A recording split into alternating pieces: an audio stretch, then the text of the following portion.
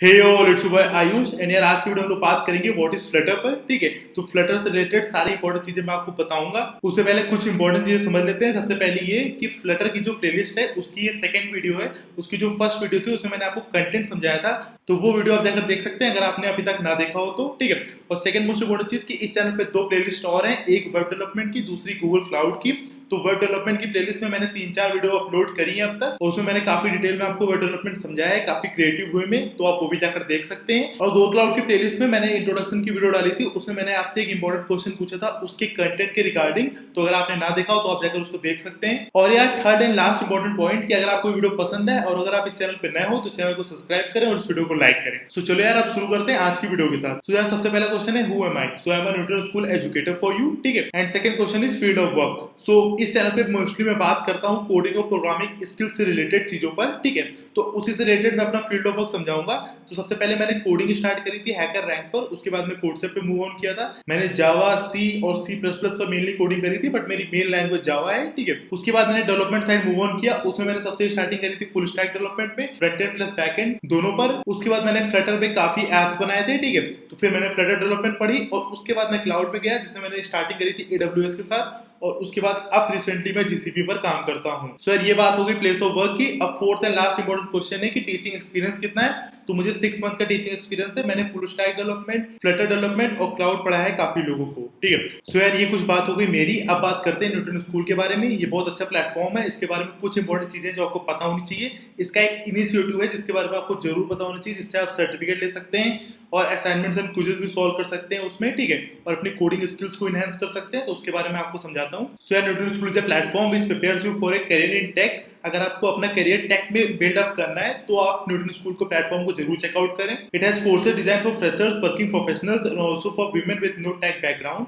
आई think ये clear होगा आपको। ठीक है, Newton School first trains you for 6 month. पहले आपकी ट्रेनिंग होती है 6 मंथ के लिए and helps you become amazing full stack developers, और आपको हेल्प करता है बनने में अमेजिंग फुल स्टैक डेवलपर्स। ठीक है, इस चैनल पे एक प्लेलिस्ट है फुल स्टैक डेवलपर की, तो आपने अगर वो ना चेकआउट की तो आप उसको चेकआउट कर सकते हैं। ठीक है, और फुल स्टैक डेवलपर्स बनने में मदद करता है, मींस आपको फ्रंट एंड और बैक एंड दोनों आ जाएगा वेबसाइट डेवलपमेंट में। It also has a network of more than 300 get companies who hire from Newton School. 300 get companies का नेटवर्क है, तो आपकी प्लेसमेंट 100% होगी इसमें। ठीक है, so once the training is complete Newton School also ensures that its students are placed with some of the best companies in the country. ये अपनी तरफ से इंश्योर करता है न्यूटन स्कूल। ठीक है, and the best part is that Newton school has a पे after placement programme. इस प्रोग्राम के बारे में बात कर रहा था, ये एक यूनिक चीज है जिसके बारे में आपको पता होना चाहिए। ठीक है, under which you don't have to pay Newton school anything until and unless you are placed with a minimum 5 lakh CTC।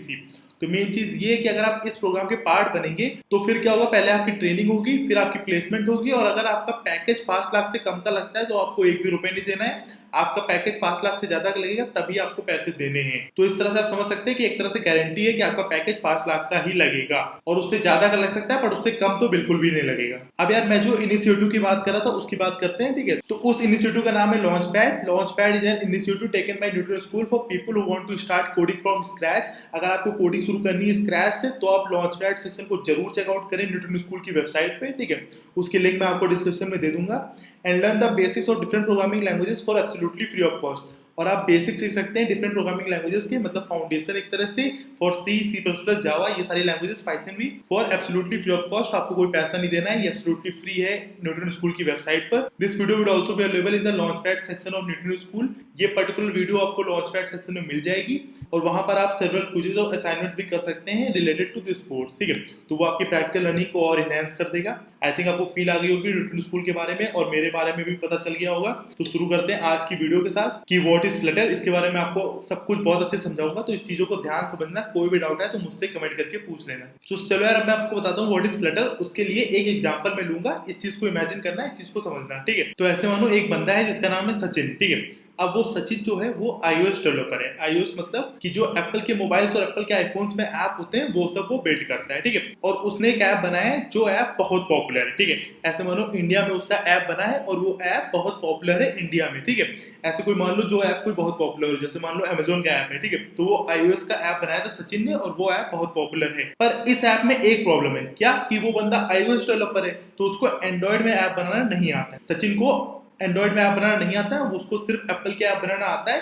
तो उसके जो कस्टमर्स हैं, जो लोग उस ऐप को यूज करते हैं, जो कि बहुत फेमस है, वो हमेशा उससे ये कहते हैं कि इसका एंड्रॉइड का वर्जन कब आएगा। क्योंकि ज्यादातर लोगों के पास एंड्रॉइड होता है, मेजोरिटी अगर पॉपुलेशन में आप देखें तो, ठीक है। तो हमेशा सचिन के पास यही क्वेश्चन आता है कि एंड्रॉइड वर्जन कब आएगा कब आएगा कब आएगा, ठीक है। तो उसने सोचा कि चलो अच्छा इसका कुछ करते हैं, तो उसने क्या किया कि उसने सारी बुक्स ली और सारे कोर्सेज खरीदे, वो जावा या कॉटलिन जिसपे उसने सोचा काम करने का। ये याद रखना, एंड्रॉइड पर ज्यादातर एप्स बनाने के लिए हम लोग कॉटलिन का यूज करते हैं, अगर मतलब मेन लैंग्वेज पूछो तो, ठीक है। पहले जावा थी, अब कॉटलिन हो गई है। एप्पल के जो iOS के एप्स होते हैं वो बनाने के हम लोग स्विफ्ट का यूज करते हैं, जो मेन लैंग्वेज है उसकी बात कर रहा हूं मैं। और अगर वेबसाइट के वेब ऐप को बनाना होता है तो हम लोग जावास्क्रिप्ट का यूज करते हैं, ये मेन लैंग्वेज होती है, ठीक है। तो उसने सोचा कि वो जावास्क्रिप्ट या कॉटलिन अब पढ़ेगा और वो एंड्रॉइड के एप्स बनाना सीखेगा। तो ये एग्जांपल था, यहाँ तक आप समझ गए, ठीक है। अब आगे चलते हैं। तो अब प्रॉब्लम क्या है कि वेरी गुड फॉर यूजर्स, मतलब क्या हुआ कि वो जो उसका ऐप इतना फेमस था, जो iOS में सिर्फ अवेलेबल था, वो अब एंड्रॉइड में भी अवेलेबल हो जाएगा।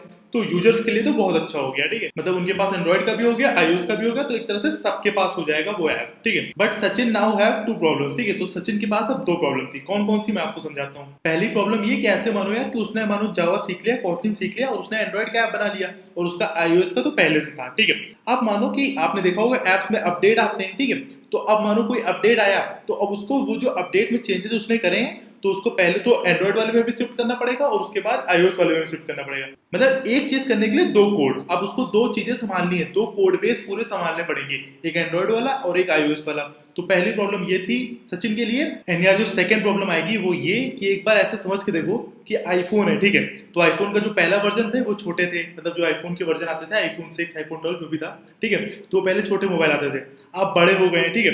तो ऐसे सिर्फ मोबाइल में इतने रेशियो हैं, पहले छोटे अब बड़े। उसके साथ साथ आईफोन के टैबलेट देख लो या कितनी सारी चीजें होती हैं आईफोन की डिवाइसेस में, ठीक है। उसी के साथ साथ ये आईफोन का हो गया इतनी सारे साइजेस। अब सेकंड चीज है एंड्रॉइड में हम लोग, तो एंड्रॉइड तो ओपन सोर्स है यार, ठीक है। तो अगर कोई चीज ओपन सोर्स है तो ये कोई भी बना सकता है, ठीक है। तो अब इतने सारे मोबाइल के डिवाइसेस के साइजेस हैं एंड्रॉइड में, ठीक है। आप कोई भी देख लो, सैमसंग का अलग होता है, एमआई के अलग होते हैं, सबके अलग अलग होते हैं, ठीक है। सबके साइजेस में थोड़ा डिफरेंस होता ही है। तो अब सचिन के में एक प्रॉब्लम ये है, जो मेन प्रॉब्लम है कि ऐसा ऐप बनाओ जो सब में एकदम सही से दिखे। ऐसा ना हो कि कोई एक चीज जो बहुत बड़ी दिख रही है, कोई एक चीज छोटी दिख रही है, ऐसा कोई लफड़ा ना आए। तो ये सेकंड रीजन था, ये सबसे बड़ा रीजन था। अब इसमें करना क्या था, इसमें रिस्पॉन्सिव बनाना था अपने ऐप को। जैसे आपने सुना होगा कि रिस्पॉन्सिव बनाओ वेबसाइट को। रिस्पॉन्सिव मतलब ये कि अगर मैं वेबसाइट की साइज को छोटा करूं, जैसे मानो अभी ये पूरे मेरे लैपटॉप पे आ रहा है, ठीक है। अब इसको मैं छोटा करूं, टैबलेट की साइज पर लाऊं, तो ये अपने आप रिस्पॉन्सिव हो जाए, मतलब जितनी जगह मिले उस हिसाब से अरेंज कर ले अपने आप को, ठीक है। फिर उसके बाद जब मैं मोबाइल का साइज का कर दूं तो मोबाइल के हिसाब से आ जाए। ऐसे मतलब रिस्पॉन्सिव चीजें बनानी होती है, रिस्पॉन्सिव वेबसाइट बनानी होती है, रिस्पॉन्सिव एप्लीकेशन बनाने होते हैं, जिससे सब में चल जाए और सबको सही से एक्सपीरियंस हो, जिससे यूजर का एक्सपीरियंस खराब ना हो, ठीक है। जैसे आपने सुना होगा यूआई यूएक्स, वो सब यही सारी चीजें होती हैं, ठीक है। तो यार ये दोनों प्रॉब्लम थी। अब इसके लिए फ्लटर आई बीच में, ठीक है। अब फ्लटर के बनाने का रीजन पहले समझ लो क्या था। So all screens are different, so why can't we create something that can intelligently and easily allow developers to design beautiful interfaces for all these different types of screens. So इसका main concept वही है, जो हम लोग की problem थी ये उसको सॉल्व कर रहा है कि मतलब कुछ ऐसा क्यों ना बनाए कि डेवलपर्स को स्क्रीन साइज की प्रॉब्लम ही ना रहे, कि मतलब अगर इस साइज में जाएगी तो क्या प्रॉब्लम, इस साइज में जाएगी तो क्या प्रॉब्लम। डेवलपर्स का काम हो बस कोड लिखना और उसके बाद उसे इस चीज की टेंशन नहीं लेनी है कि ये इस मोबाइल में कैसा दिखेगा या इस मोबाइल में कैसा दिखेगा, वो अपने आप अडाप्ट कर ले सिचुएशन को, ठीक है। सो यार ये रीजन था बिहाइंड फ्लटर, मतलब फ्लटर को बनाने के पीछे ये रीजन था, ठीक है। सो यार ये पहला रीजन था फ्लटर को बनाने का। और जो सेकंड रीजन था वो था क्रॉस प्लेटफॉर्म वाला, मतलब एक ही कोड लिखो और एक ही कोड आपका चल जाए ऐप स्टोर में भी, iOS की भी एप्लीकेशन बन जाए और प्ले स्टोर में भी गूगल डेवलपर वाले जो एप्लीकेशन होते हैं प्ले स्टोर के वो भी बन जाए, ठीक है। तो ये मेन दो चीजें थी जो ये सॉल्व करता था और ये रीजन था बनाने का फ्लटर को। पहला कि साइजेस की प्रॉब्लम हमेशा के लिए खत्म हो जाए, दूसरा कि कोड बार बार ना लिखना पड़े, जैसे इस केस में सचिन को लिखना पड़ा अपने एप्लीकेशन को दोबारा बनाने के लिए, उसको जावा कॉटलिन पढ़नी पड़ी।